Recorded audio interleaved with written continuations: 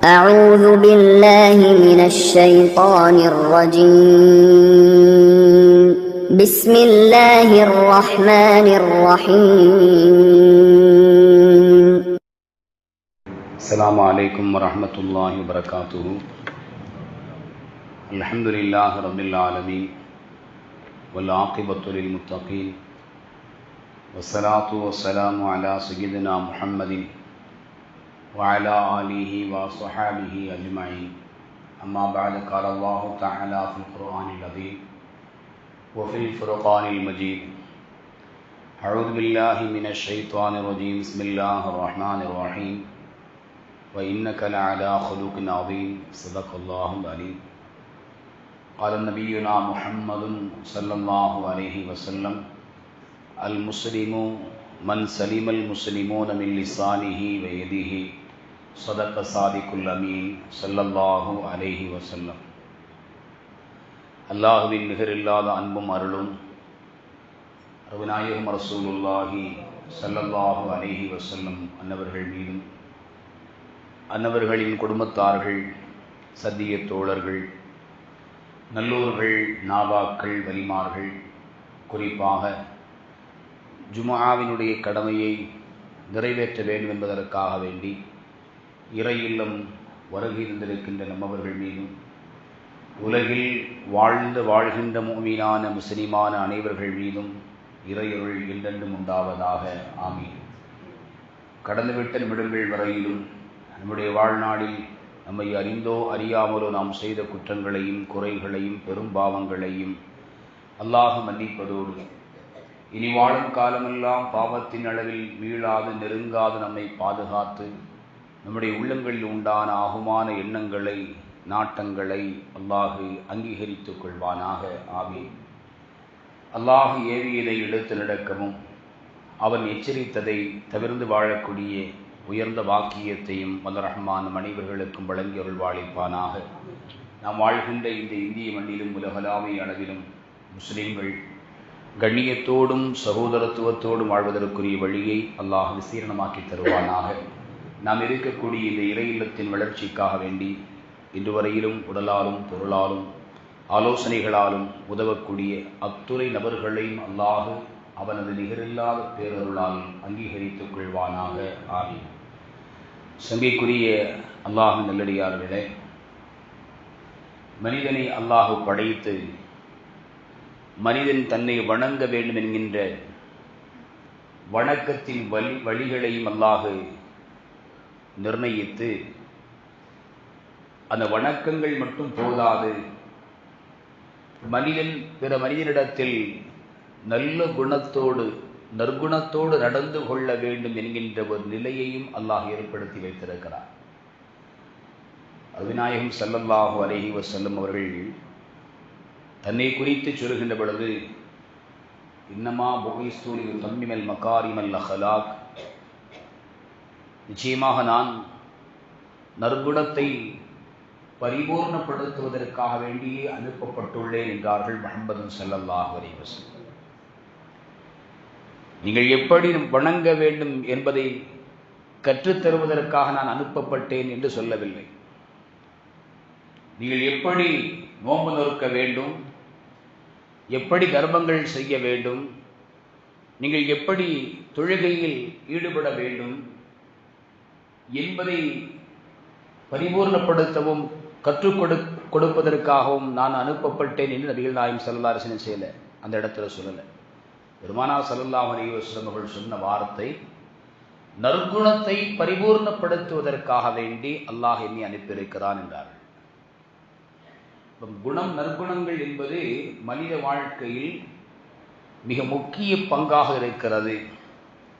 தொழுகை இருக்கிறது, இதர வணக்கங்கள் எல்லாம் இருக்கிறது. அதோடு சேர்ந்த நற்குணமுடைய பண்புகளும் அவரிடத்தில் இருக்கவையானால் அவர் சிறந்த பாக்கியங்களை பெறுகிறார், சிறந்த அந்தஸ்தை பெறுகிறார். நாம் கூட நம்முடைய வாழ்க்கையில் சொல்வதை கேள்விப்பட்டிருக்கிறோம்.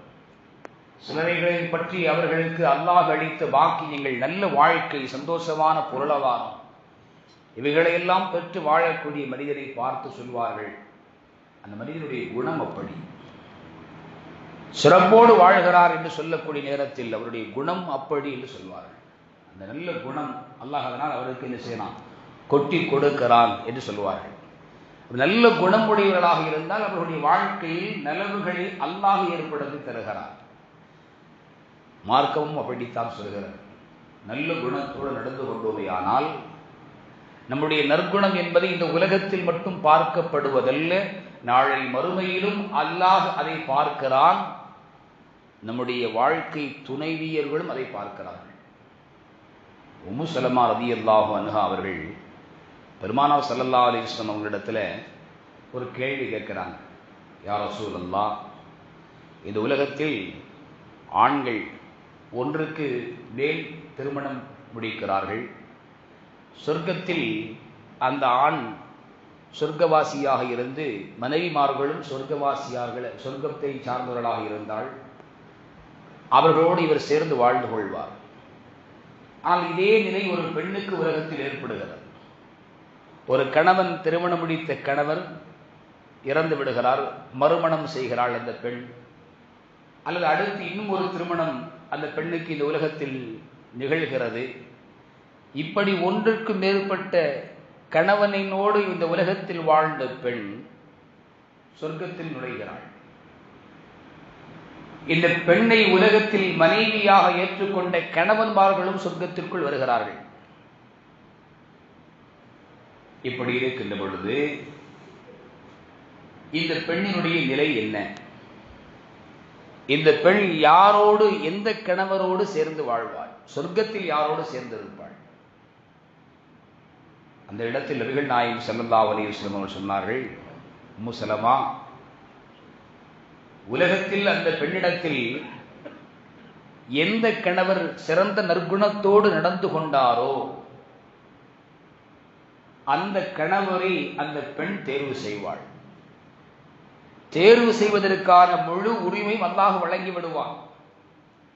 சொர்க்கத்தில் தன்னோடு இந்த உலகத்தில் கணவன் என்கின்ற ஸ்தானத்தில் வாழ்ந்தவர்கள் ஒன்றுக்கு மேற்பட்டவர்கள் இருக்கின்ற பொழுது அந்த பெண்ணுக்கு சுயமாக தேர்வு செய்யக்கூடிய நிலையை அல்லாஹ் அந்த பொறுப்பை அவனிடமே ஒப்படைத்து விடுகிறான்.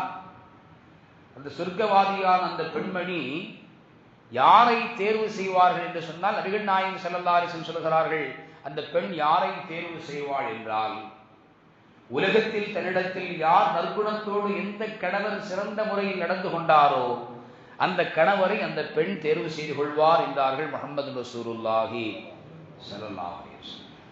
தேர்வு செய்வது மட்டுமல்ல, யா அல்லாஹ், இன்ன குணாதிசயமுடைய இந்த நற்குணத்தமிழ் சிறந்து விளங்கிய இந்த நபரை, உலகத்தில் என்னுடைய கணவராக இருந்த இவரை இந்த சொர்க்கத்தில் எனக்கு கணவராக ஆக்கிக்கொடு என்று அல்லாஹ்விடத்திலே அந்த சொர்க்கவாதியான அந்த பெண்மணி இறைவனிடத்தில் துஆ செய்வார்கள் என்றார்கள் முஹம்மது ஸல்லல்லாஹு அலைஹி வஸல்லம்.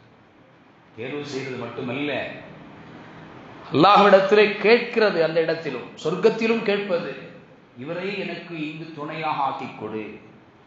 அப்போ ஒரு ஆண்மகன் சொர்க்கத்திலும் ஒரு பெண்ணுக்கு துணையாக வர வேண்டுமையானால் அந்த ஆண்மகனிடத்தில் இந்த பெண்மணிகள் எதிர்பார்ப்பது என்பது உலக வாழ்க்கையில் தன்னோடு வாழ்கின்ற பொழுது நற்குணம் உடையவராக அவர் இருந்தாரா என்பதை மட்டுமே அவர்கள் பார்க்கிறார்கள்.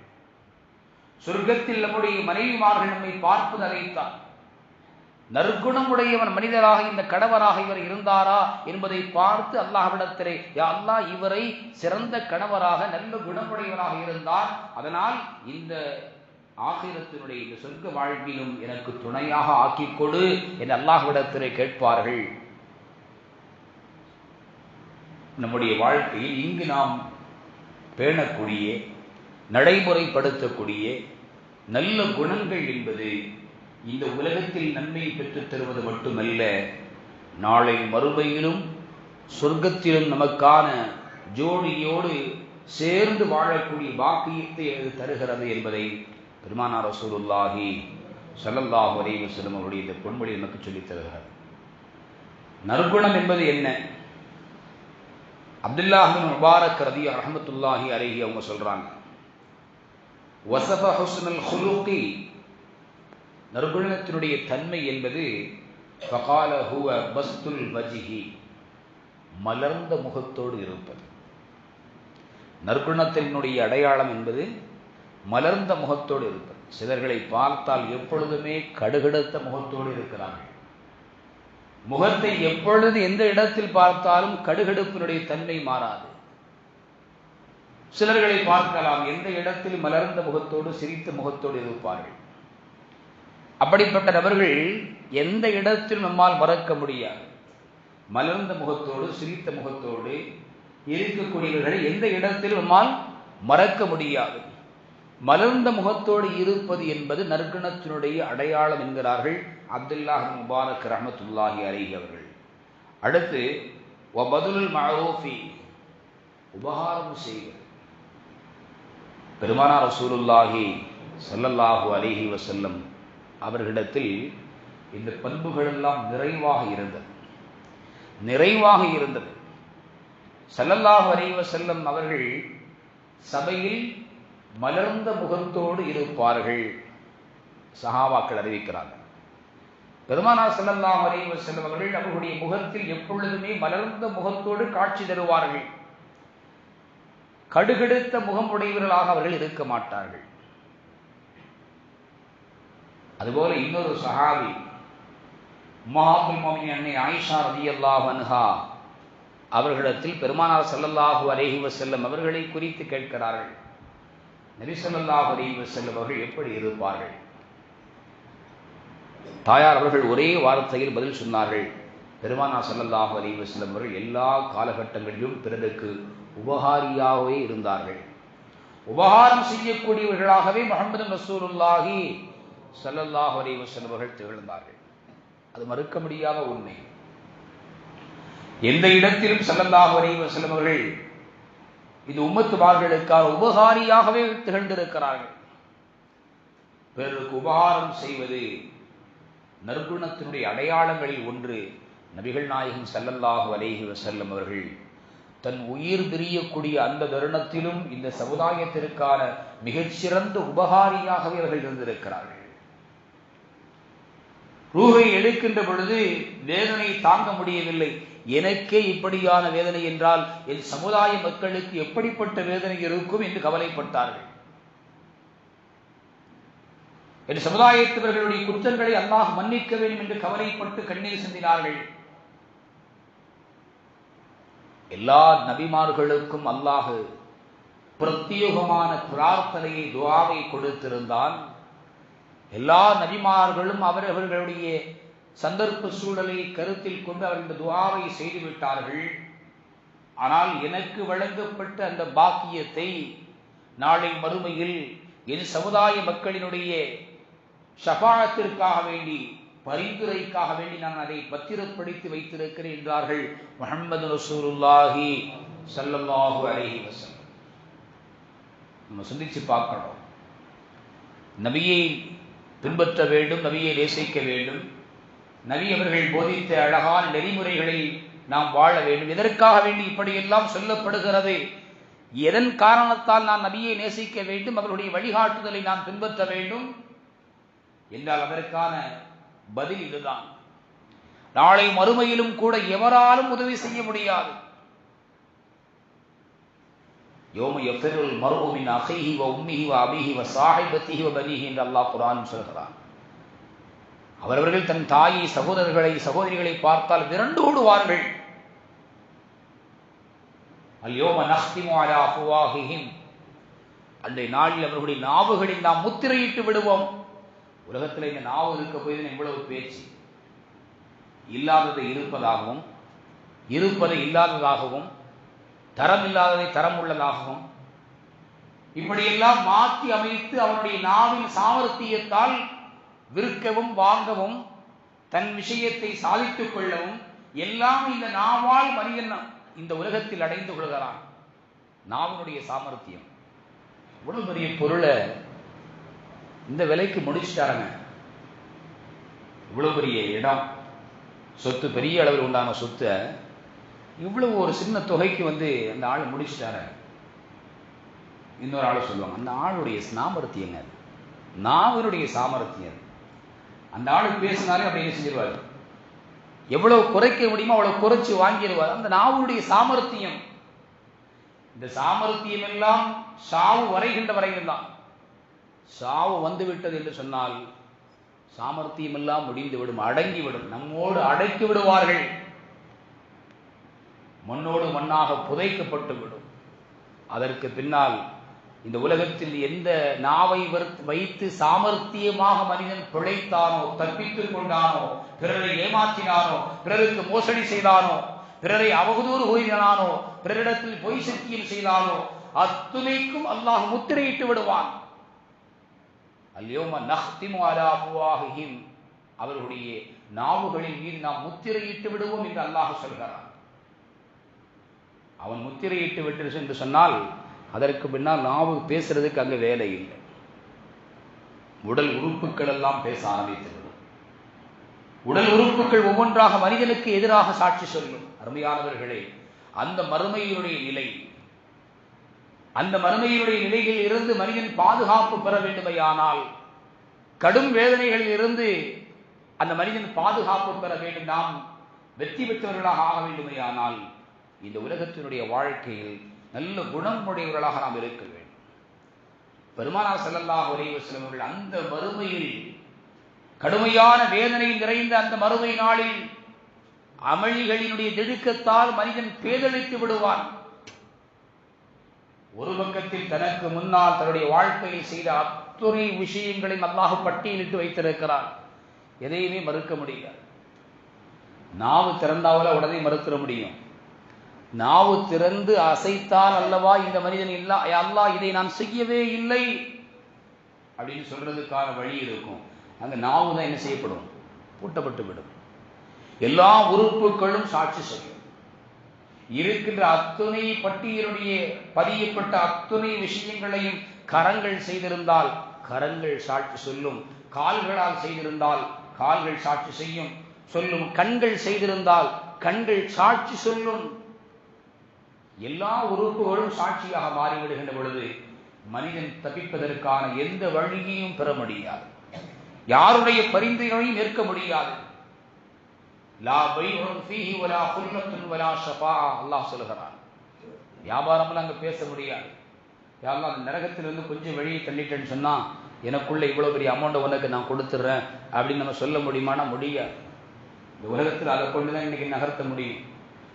கொடுக்க வேண்டியது கொடுத்தா நடக்க வேண்டியது நடக்குமாங்க. இந்த லஞ்சம் கொடுக்கறது இருக்கு இல்லையா, அதுக்கு சொல்லக்கூடிய ஒரு வார்த்தை, கொடுக்க வேண்டியதை நீங்கள் கொடுத்தால் நடக்க வேண்டியது நடக்கும். இந்த உலகத்தில் அது இங்கு எதை சிறந்ததாக நாம் நடத்தினோமோ அதற்கான பிறவி உபகாரம் தான் அங்கு கிடைக்கும். இதுதான் உண்மை. வறுமையில் இங்கு நடக்கல நம்ம அப்படின்னு சொன்னா அங்க கிடைக்காது. அருமையானவர்களே, ஸல்லல்லாஹு அலைஹி வஸல்லம் அவர்கள் அந்த அமளியிலிருந்து தன் சமுதாய மக்களை அல்லாஹ்விடத்தில் உண்டான அந்த கடுமையான வேதனையிலிருந்து பாதுகாப்பு பெற்று இறைவனுடைய அருள் நிறைந்த சொர்க்கத்தில் அவனுடைய அருளோடு சேர்த்து வைக்கக்கூடிய உன்னதமான பாக்கியம் பெற வேண்டும் என்பதற்காக வேண்டி என்னுடைய ஷஃபாஅத்திற்காக வேண்டி அந்த பிரார்த்தனை நான் வைத்திருக்கிறேன் என்றார்கள் முஹம்மது ரசூலுல்லாஹி ஸல்லல்லாஹு அலைஹி வஸல்லம். அதனால்தான் அன்னை ஆயிஷா ரலியல்லாஹு அன்ஹா அவங்க சொன்னாங்க, ரசூலுல்லாஹ் எப்படிப்பட்டவர்கள் என்ற கேள்விக்கு உபகாரியாகவே அவர்கள் இருந்தார்கள். பெருமானார் ஸல்லல்லாஹு அலைஹி வஸல்லம் அவர்கள் இன்றைக்கும் உபகாரியாக நமக்கு இருந்து கொண்டிருக்கிறார்கள். அவர்களுடைய வழிகாட்டுதல், அவர்களுடைய போதனைகள், அவர்கள் சொன்ன தீர்வுகள், அவர்கள் செய்த செயல்பாடுகள், அவர்கள் அங்கீகரித்த அத்துணை காரியங்கள் எல்லாம் நன்மையானதாக இருக்கிறது. எல்லாம் நன்மையானது. எதுவுமே மனிதனுடைய உடலுக்கோ அவருடைய வாழ்க்கைக்கோ தீங்கு தரக்கூடிய ஒன்றையும் நபிகள் நாயகம் ஸல்லல்லாஹு அலைஹி வஸல்லம் அவர்கள் அனுமதிக்கவில்லை, அவர்கள் சொல்லி காட்டவில்லை, அவர்கள் செயல்படுத்தவில்லை. எல்லாமே மனிதனுடைய வாழ்க்கையில் ஒட்டுமொத்தமாக நன்மையை கொண்டு வந்து சேர்ப்பதற்கான காரணங்களை, வழிகளை நபிகள் நாயகம் ஸல்லல்லாஹு அலைஹி வஸல்லம் அவர்கள் இந்த உம்மத்துமார்களுக்கு சொல்லியும் செய்தும் காட்டியிருக்கிறார்கள். அப்ப அப்துல்லாஹ் இப்னு முபாரக் ரஹ்மத்துல்லாஹி அலைஹி சொல்றாங்க, நற்குணத்தினுடைய அடையாளங்களில் முதலாவது பஸ்துல் வஜ்ஹ், மலர்ந்த முகம். இரண்டாவது அபதுல் மஅரூஃப், உபகாரம் செய்தல். மூன்றாவது வகஃபுல் அதா, யாருக்கும் தீங்கு செய்யாமல் இருப்பது. யாருக்கும் தீங்கு செய்யாமல் இருப்பது. அது ரொம்ப முக்கியம். வணக்க வழிபாடுகள் நிறைவாக இருக்குது, ஆனால் தீங்கு செய்யக்கூடிய நிறைவு இருக்கிறது என்று சொன்னால் அல்லாஹ் நம்ம எல்லாம் பாதுகாக்கணும். பெருமானார் ஸல்லல்லாஹு அலைஹி வஸல்லம் இடத்துல ஒரு மனிதர் கேட்கிறார். அபூ ஹுரைரா ரலியல்லாஹு அன்ஹு இந்த ஹதீஸ் அறிவிக்கிறாங்க. யா ரசூலல்லாஹ், இன்ன ஃபுலான தயுதுக்கரு மின் கஸ்ரத்தி ஸலாத்திஹா வ சியாமிஹா வ ஸதகத்திஹா கைர அன்னஹா துஹ்தி ஜீரானஹா பிலிசானிஹா. ஒரு பெண்ணு அதிகமான முறையில் தொழுகையில் ஈடுபடுகிறாள், அதிகமாக நோன்பு நோக்கிறாள், தான தர்மங்கள் நிறைவாக செய்கிறாள். ஆனால் அவள் அல்லாத அண்டை வீட்டாருக்கு தன்னுடைய நாவை கொண்டு நோவினை தருகிறாள், அண்டை வீட்டாருக்கு சிரமத்தை தருகிறாள். இவளை பற்றி உண்டான உங்களுடைய கருத்து என்ன, இவளுடைய நிலை என்ன என்பதை பெருமானாரிடத்திலே ஒரு சஹாபி கேட்டாங்க. கால நபி அவர்கள் சொன்னார்கள், ஹிய ஃபின்னார், அவள் நரகத்தில் இருப்பாள் என்றார்கள் முஹம்மது ஸல்லல்லாஹு அலைஹி வஸல்லம். நம்ம நல்ல விளங்கணும், தொழுகையில் குறைபாடு கிடையாது, நிறைவான தொழுகை உடையவள். தர்மத்தில் குறை என்பது கிடையாது, நிறைவாக தர்மம் கொடுக்கக்கூடியவர்கள். நோன்பில் குறை என்பதுமில்லை, நிறைவாக நோன்பு நோக்கக்கூடிய பெண். ஆனால் அவளுக்கு இருக்கக்கூடிய குணங்களில் கெட்டது அண்டை வீட்டாரை நோவினைப்படுத்துவது, நாவை கொண்டு நோவினைப்படுத்துவது, கரங்களை கொண்டு மற்ற செயல்களினால் நோவினைப்படுத்துவது என்பதல்ல, நாவை கொண்டு நோவினைப்படுத்துவது. இப்படிப்பட்ட பெண்ணாக இருந்தால் கால ஹிய ஃபின்னார், அவள் நரகத்தில் இருப்பார் என்றார்கள் நபிகள் நாயகம் ஸல்லல்லாஹு அலைஹி வஸல்லம். இந்த சஹாபி இன்னொரு பெண்ணை சொல்றாங்க. قال يا رسول الله فإن فلانة يذكر من قلة صيامها وصدقتها وصلاتها وإنها تصدق بالأسوار من الأقط ولا تعذي جيرانها بلسانها.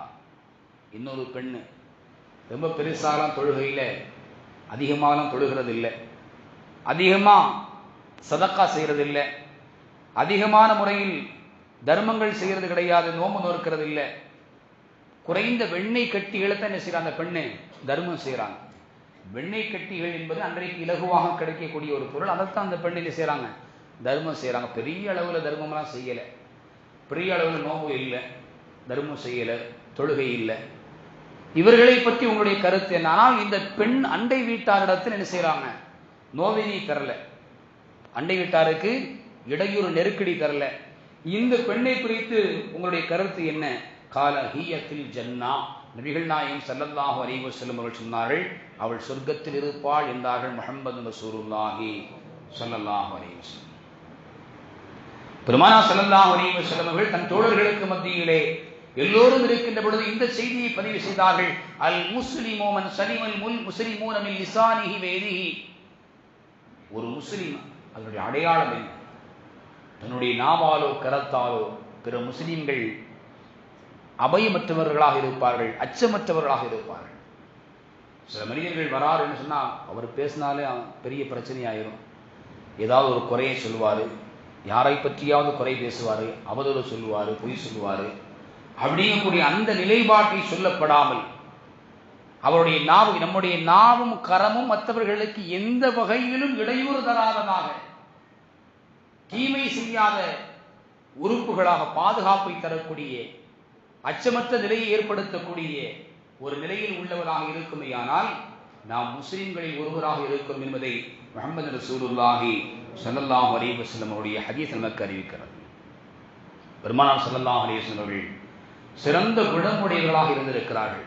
வ இன்னக லஅலா ஹுலுகின் அதீம் என்று அல்லாஹ் சொல்கிறான் குர்ஆனிலே. பெருமானாருக்கு பல்வேறு நிலைகள் இருந்தாலும் கூட, நபியே நீங்கள் மகத்தான நற்குணத்தின் மீது நீங்கள் இருக்கிறீர்கள் என்று அல்லாஹ் சாட்சி சொல்கிறான். அருமைநாயகம் ஸல்லல்லாஹு அலைஹி வஸல்லம் அவர்கள் அப்படித்தான் இருந்தார்கள், மலர்ந்த முகத்தோடு இருப்பார்கள். அப்துல்லாஹ் இப்னுல் ஹாரிஸ் ரலியல்லாஹு அன்ஹு அவங்க அறிவிக்கிறாங்க, قال ما رايت احدا اكثر تبسما من رسول الله ஸல்லல்லாஹு அலைஹி வஸல்லம். அல்லாஹ்வுடைய தூதுவரை விட அதிகமான நேரங்களில் மலர்ந்த முகத்தோடு இருப்பவர் எவரையும் நான் பார்க்கவில்லை. ஸல்லல்லாஹு அலைஹி வஸல்லம் அவர்கள் மலர்ந்த முகத்தோடு இருப்பார்கள். உபகாரியாக இருந்தார்கள். நம்முடைய வாழ்க்கையில் இந்த கடுகெடுத்த முகத்தை நாம் மாற்றிக்கொள்ள வேண்டும். மலர்ந்த முகமுடையவர்களாக நம்மை நாம் உருவாக்கம் செய்ய வேண்டும். நல்ல விஷயங்களில் உபகாரங்கள் செய்யக்கூடியவர்களாக நாம் இருக்க வேண்டும். அதே நேரத்தில் குறிப்பாக நம்மை கொண்டு யாருக்கும் தீங்கு ஏற்படாத நிலையில் நம்முடைய வாழ்க்கையை நாம் கட்டமைத்துக் கொள்ள வேண்டும். நம்மால் யாருக்கும் எந்த பிரச்சனையும் இல்லை. நாவாலோ செயலாலோ அல்லது எந்த ஒரு அசைவுகளாலோ யாருக்கும் எந்த விதமான இடையூறும் நம்மை கொண்டு இல்லாத நிலையில் நம்முடைய வாழ்க்கையை நாம் வடிவமைத்துக் கொள்வோமேயானால் நமக்கான மகத்தான கூறி அல்லாஹ்விடத்தில் இருக்கிறது. பெருமானார் ரசூலுல்லாஹி ஸல்லல்லாஹு அலைஹி வஸல்லம் அவங்கள்ட்ட சஹாபி கேட்குறாங்க. பெருமானார் ஸல்லல்லாஹு அலைஹி வஸல்லம் சொன்னாங்க, ஒவ்வொரு முஸ்லிமின் மீதும் தர்மம் செய்வது கடமை. யார் ரசூலுல்லாஹ், செய்ய முடியாத சூழலில் இருந்தால் அவர் உழைக்கட்டும், உழைத்து தனக்குண்டான தேவை போக மீதம் இருப்பதை தன்னால் முடிந்ததை தர்மம் செய்யட்டும் அப்படின்னா, உழைத்து தர்மம் செய்வதற்கான நிலை அவரிடத்தில் இல்லை. என்ன செய்வது? ஸல்லல்லாஹு அலைஹி வஸல்லம் சொன்னார்கள், உழைத்து பொருளை கொண்டு தர்மம் செய்ய முடியவில்லை என்று சொன்னால் உடல் உழைப்பால் பிறருக்கு உதவட்டும் என்றார்கள். உடலை கொண்டு உதவுவதற்கான சூழலும் அவரிடத்தில் இல்லை. என்ன செய்வது? ஸல்லல்லாஹு அலைஹி வஸல்லம் சொன்னாங்க, பொருளை கொண்டு உபகாரம் செய்ய முடியாது, உடலை கொண்டு உபகாரம் செய்ய முடியாது. இந்த நிலையில் இருக்கக்கூடிய ஒருவர் என்ன செய்ய வேண்டும்? ஸல்லல்லாஹு அலைஹி வஸல்லம் சொன்னாங்க, நன்மையை ஏவட்டும் என்றார்கள்.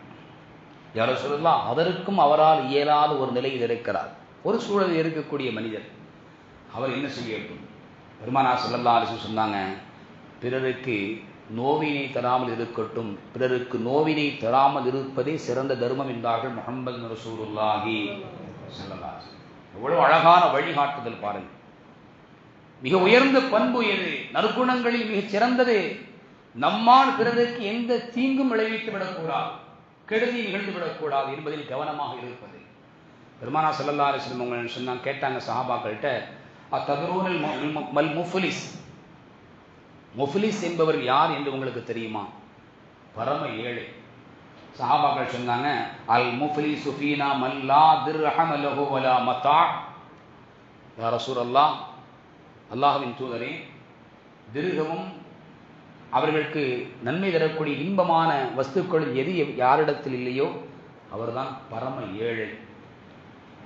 ஸல்லல்லாஹு அலைஹி வஸல்லம் சொன்னாங்க, இல்லை, நாளை மறுமையில் ஒரு மனிதர் கொண்டு வரப்படுவார், நன்மைகளெல்லாம் குவியலாக இருக்கும், மலை போன்ற குவியலோடு நன்மையோடு வருவார். ஆனால் அவர் பிறரை ஏசிருப்பார், அடித்திருப்பார், திட்டிருப்பார், அநீதம் செய்திருப்பார், அவதூறு சொல்லியிருப்பார், கொலை செய்திருப்பார், குற்றம் விளைவித்திருப்பார், மோசடி செய்திருப்பார். இவைகளெல்லாம் அல்லாஹ்வுடைய சன்னிதானத்தில் அவருக்கு எதிராக எடுத்துச் செல்லப்படும். அல்லாஹ் அதற்கான தீர்ப்பை வழங்குவான். நீதமானவன் அவன். இவரிடத்தில் இருக்கக்கூடிய நன்மைகள் எல்லாம் கொடுக்கப்படும். இவர் விஷயத்தில் வழக்கு இன்னும் முடிவுக்கு வந்திருக்காது, இன்னும் மக்கள் இருப்பார்கள், இவர் மீது உண்டான புகாரை கொண்டு வந்திருக்கக்கூடியவர்கள் இருப்பார்கள், மீதம் இருப்பார்கள். நன்மை இல்லை கொடுக்கிறது, இவரிடமிருந்து கொடுப்பதற்கு நன்மை இல்லை. அவர்களிடமிருந்து உண்டான பாவத்தை எடுத்து இந்த மனிதர் மீது சுமத்தப்படும். நன்மை மலை போன்று குவியலோடு வந்தவர் பாவ குவியலில் நிறைந்து விடுவார். நரகம் என்று தீர்ப்பளிக்கப்பட்டு அவர்கள் நரகத்தில் வீசி எறியப்படுவார். இவர்தான் முஃப்லிஸ், மிகப்பெரிய ஏழை என்றார்கள் முஹம்மது ரசூலுல்லாஹி ஸல்லல்லாஹு அலைஹி வஸல்லம். அருமையானவர்களே, நம்முடைய வாழ்க்கையில் நாளை மறுமையில் இந்த உலகத்தில் நான் ஏழையாக இருக்கிறேன் என்கின்ற எண்ணமே நமக்கு தேவையில்லை. செல்வந்தனாகவே இல்லையே என்கின்ற வருத்தம் நமக்கு தேவையில்லை.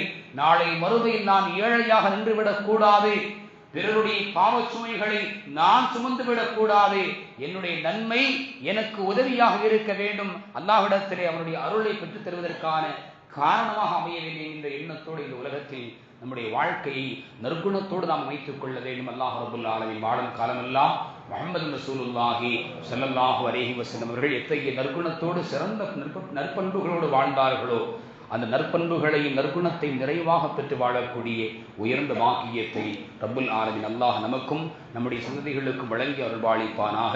வாஹிரு தஅவானா அல்ஹம்துலில்லாஹி ரப்பில் ஆலமீன். அஸ்ஸலாமு அலைக்கும் வரஹ்மத்துல்லாஹி வபரகாத்துஹு.